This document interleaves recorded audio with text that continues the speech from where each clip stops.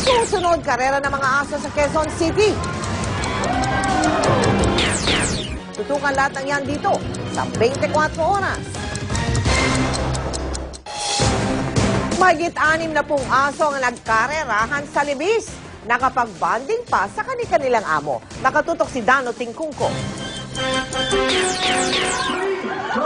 Animoy parang Formula 1 ang karera na ito sa Eastwood City, Libis nitong linggo.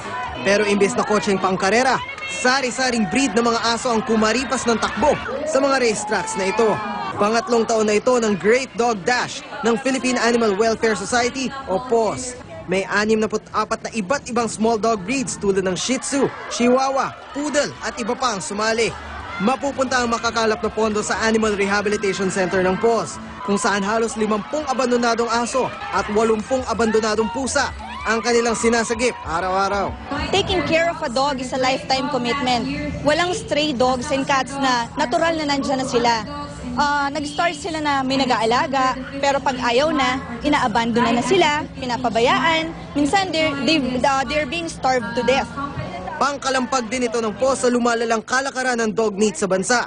May mahigit 500,000 aso kasi ang pinapatay kada taon para sa karne nito. May demand, may bumibili na kahit na regardless of the health hazards that yung rabies na madadala dito sa atin.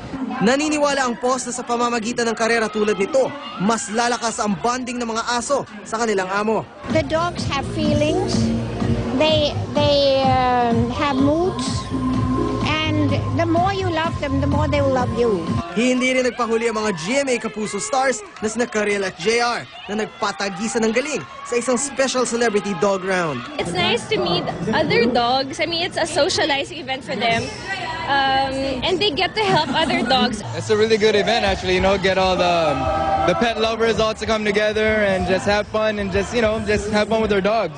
Dano Tingkungko, nakatutok 24 oras.